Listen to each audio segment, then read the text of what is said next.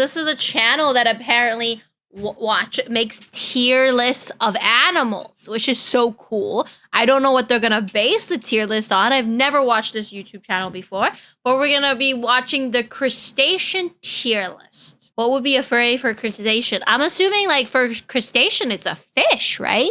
Because fish and crustaceans normally don't mate, but like, you know what I mean? Pop, pop, pop. He died! You're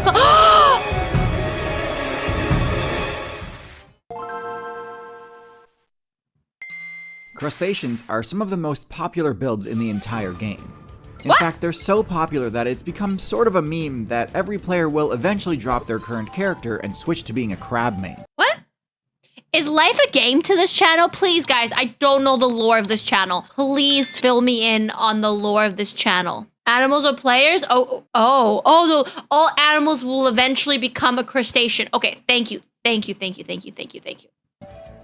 But just how competitively viable are crustaceans really? Which unique abilities does the crustacean class make use of that enabled them to become such a resilient force across so many of the game's expansions and balance patches? And are they actually an optimal build choice in the current meta? Or are they just an easy-to-pilot, low-skill floor character? We'll discuss all this and more as we rank the most notable builds on the crustacean tier list.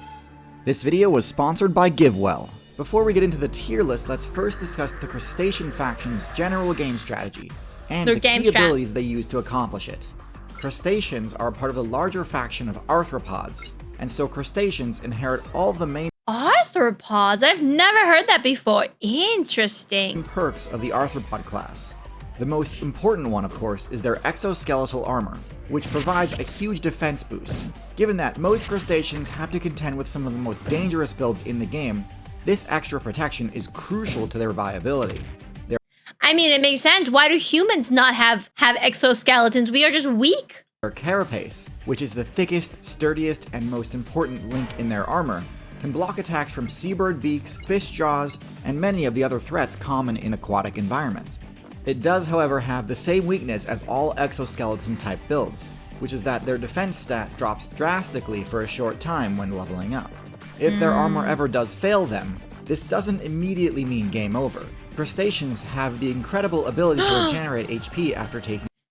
I saw this video on TikTok one time. It's so fascinating watching a crab leave its shell behind. It's so wicked. Damage, even being able to regrow entire limbs. So even something as devastating as losing a claw or a leg isn't something crustaceans can't recover from, and in fact can be the optimal play to distract an opponent and escape a fight. This ability... Guys, you just gotta start throwing your arm at your enemies. Just cut off your arm, throw it at them, it'll distract them, you can get away. Makes crustaceans a very beginner-friendly build, as you can make a lot of mistakes and still progress through your playthrough relatively unhindered. Crustaceans also have uniquely specialized limbs that come to 2 points rather than 1. This makes it super straightforward to spec them into various different specialized opposable claws, which can be optimized for slicing, crushing, piercing, or grappling. The claws are so cute! They're just like choppy, choppy, choppy, choppy, choppy, choppy, choppy, choppy. Said in the past that I think crustaceans are a broadly mid-tier class, Big and I boy! think this still holds up. Crustaceans have a lot of interesting tools at their disposal, but due to their middle-of-the-road stat spread, they are constantly fighting an uphill battle against the many high-tier threats they need to contend with, and have to play things perfectly to not get run over in these matchups. So, let's see how the individual crustacean builds fare and get into the tier list. Starting us off in F tier, we have the barnacle. The barnacle is a crustacean. It's a barnacle. I always forget that barnacles are like real animals. Build with an almost completely AFK strategy. As a barnacle larva, you find a spot and then attach to it and filter feed for the rest of your playthrough. Now, I'm not dunking on players who enjoy idle games. I'm a fan myself. However, this strategy does have some major flaws. Despite the fact that barnacles have the highest defense stat of any crustacean, the survivability of a barnacle is entirely contingent on their choice of parking space. Barnacles can attach to just about any surface, from ship hulls to cement walls, to whales and even other crustaceans. Choosing spot on a non-living surface. That is so smart. Be on a crustacean, double crustaceanception. Leaves the barnacle vulnerable to predators.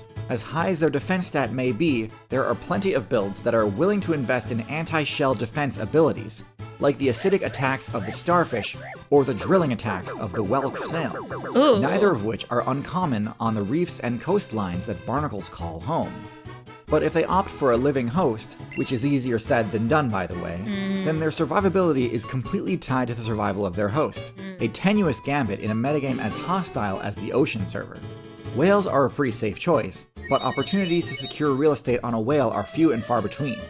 Much more likely you'll need to settle for property on the shell of another crustacean, which, as we'll see later on this list, is quite a gamble. No, those poor barnacles! Personally, I'd say if you want to play a mostly AFK marine build, opt for the scallop, as you'll still get to chill and filter feed most of the time, but can still escape if need be. Look at the scallop go! Shrimp! Also in F tier, we have the shrimp. Oh now, no! Shrimp are a super diverse group with a ton of interesting strategies. But in general, shrimp make very poor use of the crustacean build's unique abilities. Broadly speaking, shrimp have weak legs, no eye stalks, and small claws. No eye stalks might seem trivial, but eye stalks are actually a pretty useful ability, allowing a player to take cover in the sand or under the seabed, while still remaining vigilant. Shrimp rely heavily on that same strategy, but because they cannot surveil their surroundings while hiding, a clever predator can easily just wait until they resurface and pick them off. Attacking a shrimp is also a lot less risky than attacking most crustaceans, as their damage-dealing abilities are far worse than the rest of the faction. The shrimp's scaled-down appendages are a trade-off meant to buff its mobility. Shrimp are really interesting looking when you really look at them, you know? They're really, and there's like different types of shrimp. It's very cool. I'm adjusting my sitting position. Shrimps have spec'd into shorter, flatter legs that increase their aquatic movement speed in a way somewhat reminiscent of a fish's pelvic fins. This is a neat idea that means shrimp can freely swim rather than walking along the ocean floor. Look at how cute! But in practice, this kind of just meant that shrimp ended up as the seahorses of the crustacean faction. A tankier but slower moving swimmer that can't adequately defend itself or evade attacks, so it gets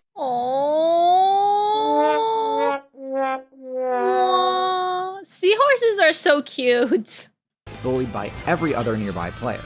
Shrimp do have one escape ability, in that they can very quickly dash backwards. But this is of course very predictable and exploitable by experienced players. Now, it's important to note that while they may not have the best stats, crafty shrimp mains have been able to reach some level of viability in the meta, either by speccing into debuff cleansing abilities and playing as a predator support class, or by abusing a quirk of the game engine which allows them to fire off powerful short-range sonic projectiles called cavitation bubbles that can stun other players. These are both respectable strategies that merit higher tier placement, but as a whole, shrimp are stuck in the bottom tier. First, in D tier, we've got the isopod. Other than the barnacle, which literally cannot move, the isopod has the highest base defense stat. Isopods are kind of cute, guys. I didn't know isopods were a crustacean. Isopods, don't they live on land, or do isopods go in the water too? Of any crustacean on this list. Its shell is perfect for deflecting attacks, and when they curl into a ball like an armadillo, there are very few predators that can threaten them unless they're several orders of magnitude larger outright. However, the isopod has essentially no damage-dealing abilities whatsoever. It has no attacks, no poison, nothing to threaten aggressive players with, and so against a persistent attacker, it will essentially always lose. Isopods are a diverse and widely distributed group, with both terrestrial and aquatic variants. Okay, okay. So there is...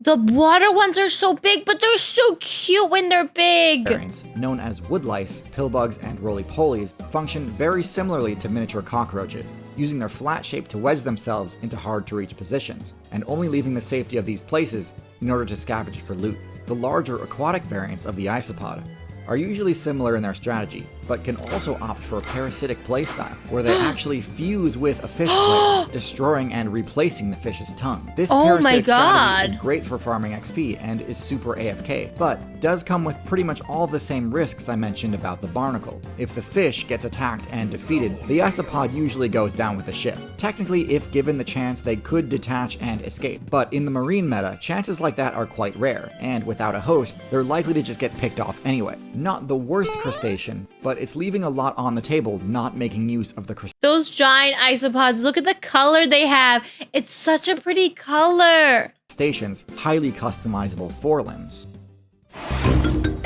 Crayfish. Next in D tier, we have the crayfish, also known as the crawdad. This is a smaller What's the difference between a crayfish and a lobster? variant of the lobster subclass, Okay, which mainly subclass. sticks to freshwater servers. This means that unlike the lobster, which needs to be prepared to contend Okay, crayfish is like a freshwater version of lobster. I didn't know this. We are learning stuff. with the likes of sharks, octopus, eels, and the multitude of dangerous threats you'd find in the ocean servers, the worst things a crayfish might run into would probably be something like a turtle or largemouth bass. Okay, see, that's interesting because the crayfish evolved to only have to deal with these little low tier animals compared to like the lobster had to evolve and upgrade and level up to be able to deal with sharks. And yet, even in this much less punishing environment, crayfish still underperform. They have solid matchups against frogs, which is true of essentially every other build in existence as well, and they can sometimes hold their own against freshwater fish due to their armor, but pretty much anything beyond that and they begin to struggle. They don't have claws that are anywhere near as powerful as some of the other crustaceans on this list, and so when confronted with an adversary, they often lose if they can't escape. Their only real advantage is that their smaller size opens up a lot of additional options to where they can run for cover Yeah, they can run away. as they can fit into very small openings between rocks and debris on a riverbed. However, because they often aggregate so close to the shoreline, they're vulnerable to being picked off by birds, whose pinpoint precision strikes can hit them even in partial cover. Without proper offensive capabilities, they'll always find themselves outclassed by their more powerful relative. A build which I think we've name-dropped enough times already to just go ahead and move on to. Lobster. First in C tier, we have the lobster. C Lobsters are tier? a solid marine tier build with lots of strengths, the most obvious of which is their incredibly large and powerful claws, which grant the lobster I didn't know the lobster was so strong. one of the highest grip strengths in the entire game, able to easily crush through the defenses of just about any other player, and inflict devastating damage in the process. This is excellent for defense, and also for taking control of an objective or point of interest on the seafloor. Similar to shrimp, lobsters also have fairly decent mobility, although the only direction they can move quickly is directly backwards. This is all quite solid, however, the lobster does have its own share of weaknesses in addition to the standard crustacean. When I was a kid, my friend found a crayfish in a ditch outside my grandma's house, and we all thought it was so cool. I bet. I remember finding like weird lizards or bugs when I was a kid. It was so cool and fun to see. I hope that crayfish was okay. Weaknesses. This backward mobility is fairly limiting, and means that attacking a lobster from behind often leaves them with very little counterplay options. Oh no. Their claws cannot reach backwards, and if they try to use their burst mobility option, their only choice will be to move directly towards you, unless they slowly reposition themselves so that their back faces away from the threat. Look at that Now, fish, this is smart. in contrast to the next build on our list, which I think is a bit more versatile in its mobility. True crabs. Next Let's in go. C tier, we finally arrive at the crab build.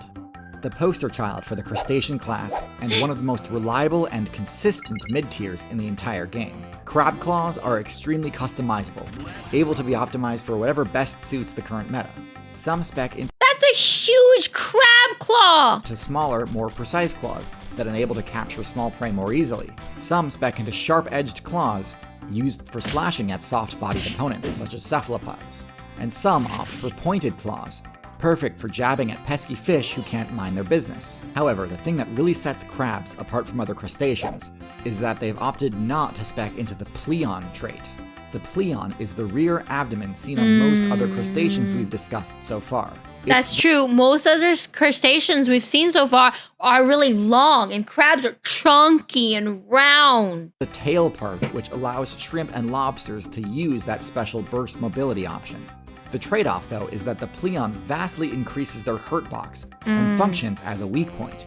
In order to have the flexibility required to give them that quick movement, it can't be as heavily armored as the rest of them. That's So, true. while crayfish, shrimp, and lobsters fold pretty quickly when being attacked from behind, crabs can usually just shrug it off.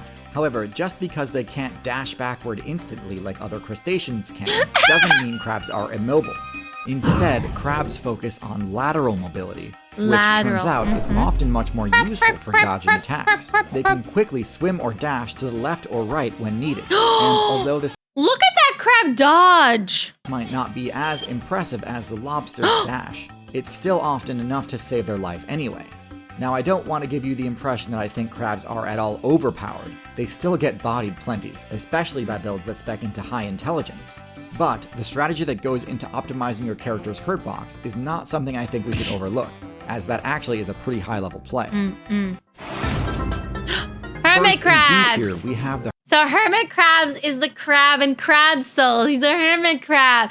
I love hermit crabs with their little shells. I'm curious to see. He's a B tier. That's pretty good. hermit crab. Now, unlike basic crabs, hermit crabs do have a pleon, which they need to protect by scavenging and equipping the shell of a defeated snail player. Technically, this means they aren't true crabs, but what really matters is that this ability is busted. It allows them to match the defense stat of the barnacle while retaining their ability to move. And on top of all that, the shells themselves can be augmented with extra perks, courtesy of sea anemone players. And using this combo, hermit crabs Look can at add it. a toxic sting to their defense too. I won't spend too much time on hermit crabs because I've already got a full video about them. But just understand that they've turned the main weakness of the false crab crustaceans into a major strength. The largest variant of the hermit crab, the coconut crab, can actually reach such giant sizes that it surpasses the need for a protective shell, since there's essentially nothing that's able What? What is this creature? What? to threaten it. And by dropping the heavy shell, they gain the ability to climb, which can allow them to even turn the tables on bird mains, which normally have an oppressive matchup against crustaceans. Next in B tier we have the copepod. Now, this may seem like a weird inclusion on this tier list, as I usually don't discuss builds from the microbe weight class, but copepods really do deserve a mention, as they pretty much have the entire zooplankton metagame on lock. They probably did eat Amelia Earhart's dead body. They're one of the most numerous builds in the entire game, and can survive almost anywhere due to a multitude of elemental resistances. They're almost like water bears in a way, except Water in addition bears! to being quite durable, they're also easily the most mobile of all plankton Oh, look at them builds. go. Most other zooplankton only start out in that weight class, using their microscopic size to avoid detection from larger predators. However, as they level up, they increase in size and phase out of the planktonic metagame entirely. However, while in their planktonic stage, they're usually not super competitive, as they've spent all of their evolution points on abilities that they only unlock later on. Copepods, on the other hand, are fully optimized to max out their viability against other zooplankton, and thus completely dominate the meta in that space. They're not completely invincible, of course, and do often get taken down by colonial microbes, such as the Portuguese man-o'-war and its relatives. But among free-roaming zooplankton, copepods reign pretty much uncontested in their niche. This is especially I bet all of us have at one point drank in one of those things. I just know it. problematic for human mains, because copepods also ally with Vibrio bacteria to gain the bioluminescence ability, but can also transmit the deadly disease cholera. And at the top of our list, in A tier, we have the mantis shrimp. The mantis shrimp is famously one of the most stacked builds the game has ever seen, at least when it comes to offense. Instead of the standard crustacean grappling claws, mantis shrimp opt for either raptorial blades or bludgeoning clubs, which they can swing with truly unparalleled strength. These attacks Oh my deal God. devastating damage to any player unlucky enough to be caught on the receiving end. And in many cases, these attacks result in a one-hit kill. Now, the mantis shrimp has a lot of hype and attention surrounding, Yeah, the shrimp has come back. The shrimp has come back. with a lot of players decrying the mantis shrimp as OP and broken and so on. The hype around its power stat is absolutely deserved. However, we can't forget that this build has a body plan roughly similar to the build that I've It rated looks second so lowest cool. on this tier list. Their large, less heavily armored pleon sticks out quite far from their carapace, which can leave them vulnerable to ambush attacks, just like a regular shrimp or lobster, which is not an uncommon occurrence given their I lack love of the camouflage. colors. In addition, their small fins and small legs don't exactly translate to a high I think it mobility is a stat, boss. which is why, despite the fact that they're packing incredible heat, mantis shrimp usually only hunt the absolute slowest of prey, clams, scallops, and snails. This isn't a bad thing at all. In fact, I think the existence of a proper tank buster build is healthy for the overall metagame. But I do think the power of the Mantis Strip gets exaggerated a lot on forums and discussion boards. Abilities like being able to see color and polarize light in a unique way, or the bonus sonic damage effect their punches create, these are fun little quirks, but I don't think they significantly affect the Mantis Shrimp's place on the tier list. Give them running legs and the ability to breathe on dry land, and we'd probably need to start discussing a ban though. Overall, I think crustaceans are in a solid spot in the current meta. Not overpowered, but not to be underestimated either. Crustaceans and insects are closely related, and are the most successful factions within the arthropod class. So it's only natural that they'd constantly be compared against each other. Insects are far more dominant on land, whereas crustaceans reign supreme in the water. Though they're similar in many ways, insects have a lot of unique abilities that crustaceans do not, such as venom, eusociality, and most importantly, I mean, it's nice to know that crabs are not poisonous. flight. Meanwhile, most of the important abilities we see in crustaceans are also found in the insect faction. Sturdy defensive armor, the ability to equip shells of defeated tanks, quick burst mobility, So what he's saying is insects are superior to crustaceans. regenerating limbs. These are all things insects can do too. I will give credit where it's due though. Crustaceans do have an edge when it comes to that regen perk I mentioned. Insects can regenerate every time they molt, but insects actually stop molting once they reach their level cap, and can no longer regenerate after that. This coincides with insects getting their wings, which is kind of paradoxical because it means their most fragile feature is also the only feature they can never regenerate. Crustaceans, by contrast, continue to molt and regenerate even after reaching their full potential, reinforcing the idea that crustaceans are a more beginner-friendly build. Crustaceans are arthropods, one of the most diverse factions in the game. And while many are important parts of their ecosystems, many others, including the copepods mentioned in this video, can carry diseases. Did you have a bad experience getting stung by one? Because I got stung by a wasp one time, and I don't even know where the wasp came from. One day I was just having a conversation in the kitchen, and then I was like, "Why does my hand hurt?" I lift up my arm, and a wasp flies out of it. A wasp was just hanging out of my armpit. I don't know what his kink was, but it was a weird one. Oh, I thought there was gonna be more, guys. I didn't know the ad was at the end. I thought there's gonna be more. There's no S tier crustaceans, I guess. There's absolutely no S tier. Yeah, there's no S tier crustaceans. The highest tier we got is A tier. That's so disappointed.